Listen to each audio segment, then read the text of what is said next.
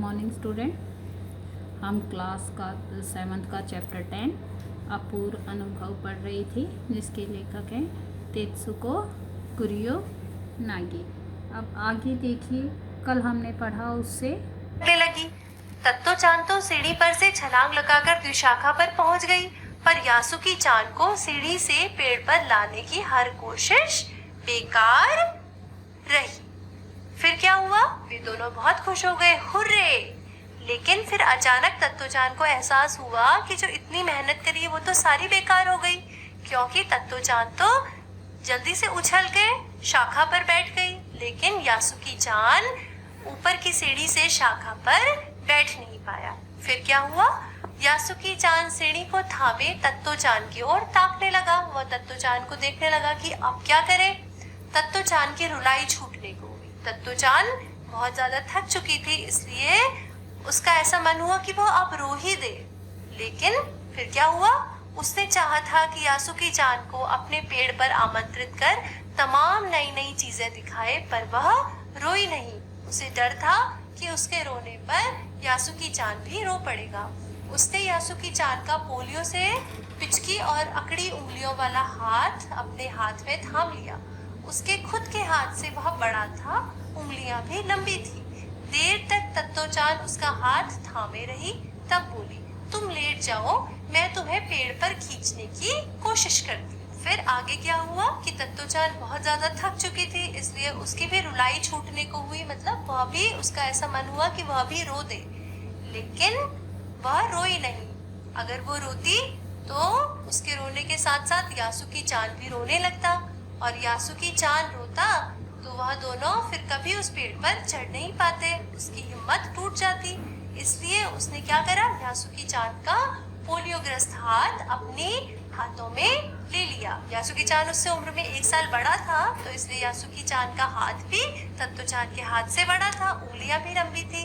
तो देर तक वह उसका हाथ थामे रही, और क्योंकि उसको बहुत ज्यादा इच्छा थी कि वो यासुकी-चान को अपने पेड़ पर बैठाएगी और उसे तमाम नई नई चीजें दिखाएगी, इसलिए उसने यासुकी-चान से कहा कि तुम लेट जाओ और मैं तुम्हें पेड़ पर खींचने की कोशिश करती हूँ। उस समय विशाखा पर खड़ी तत्तो-चान द्वारा यासुकी-चान को पेड़ की ओर खींचते अगर कोई बड़ा देखता तो वह जरूर डर के मारे चीख उठता। उसे वे सच में जोखिम उठाते ही दिखाई देते, पर यासुकी-चान को तत्तो-चान पर पूरा भरोसा था, और वह खुद भी यासुकी-चान के लिए भारी खतरा उठा रही थी। अपने नन्हे नन्हे हाथों से वह पूरी ताकत से यासुकी-चान को खींचने लगी। बादल का एक बड़ा सा टुकड़ा बीच बीच में छाया करके उन्हें कड़कती धूप से बचा रहा था। तो अब आगे क्या हुआ कि अगर उस समय कोई बड़ा ऐसा देख लेता कि यासुकी-चान को तत्तो-चान इस तरह से खींच रही है, तो वह जरूर ही डर के मारे चीख पड़ता, क्योंकि पूरी संभावना थी कि वे दोनों पेड़ से गिर सकते थे।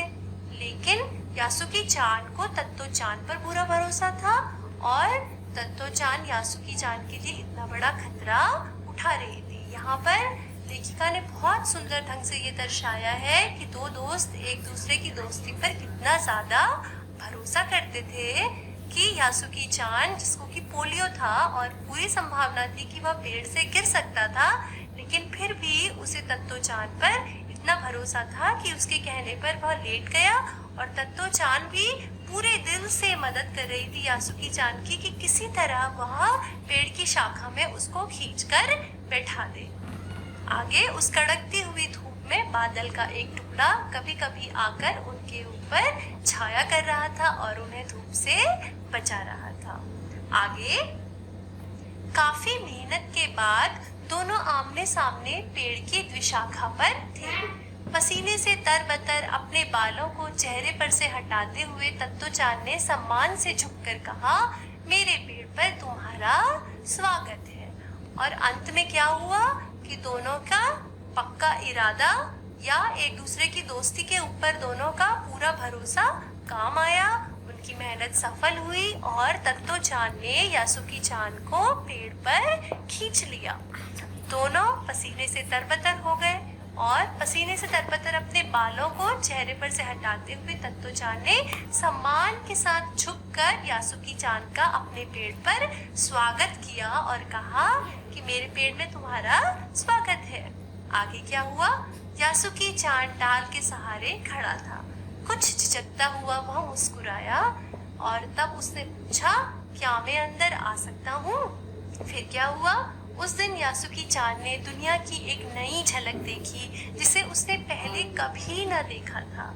तो ऐसा होता है पेड़ पर चढ़ना, यासुकी-चान ने खुश होते हुए कहा। वे बड़ी देर तक पेड़ पर बैठे बैठे इधर उधर की गप्पें लड़ाते रहे। तो उस दिन दोनों के इतने अथक प्रयास की वजह से यासुकी-चान को दुनिया का एक नया रंग देखने को मिला। उसे यह देखने को मिला कि पेड़ के ऊपर से दुनिया कैसी दिखाई देती है।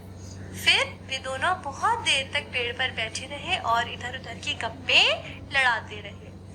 मेरी बहन अमेरिका में है, उसने बताया है कि वहाँ एक चीज होती है, टेलीविजन। यासुकी-चान उमंग से भरा बता रहा था। वह कहती है कि जब वह जापान में आ जाएगा तो हम घर बैठे बैठे ही सुमो कुश्ती देख सकेंगे। वह कहती है कि टेलीविजन एक डिब्बे जैसा होता है।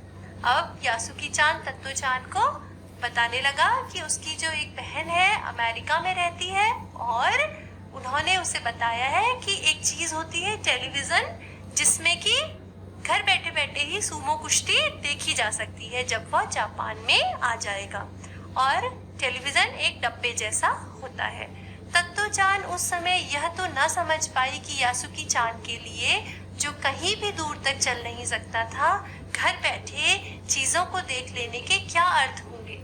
वह तो यह ही सोचती रही कि सुमो पहलवान घर में रखे किसी डब्बे में कैसे समा जाएंगे। उनका आकार तो बड़ा होता है, पर बात उसे बड़ी लुभावनी लगी। उन दिनों टेलीविजन के बारे में कोई नहीं जानता था। पहले पहल यासुकी-चान ने ही तत्तो-चान को उसके बारे में बताया था। तो तत्तो-चान यह कभी नहीं समझ पाई कि यासुकी-चान के लिए घर में ही सुमो कुश्ती देखना कैसा होगा, या घर बैठे बैठे सुमो कुश्ती देखने का अनुभव यासुकी-चान के लिए कैसा होगा। वो तो यही सोचती रही कि सुमो पहलवान किसी छोटे से डब्बे में कैसे समा सकते हैं, क्योंकि वे तो बहुत बड़े होते हैं। लेकिन उसे यासुकी-चान की बात बहुत अच्छी लगी। तब टेलीविजन के बारे में कोई नहीं जानता था और पहले पहल यासुकी-चान ने ही तत्तो-चान को टेलीविजन के बारे में बताया था। आगे पेड़ मानो गीत गा रहे थे और दोनों बेहद खुश थे।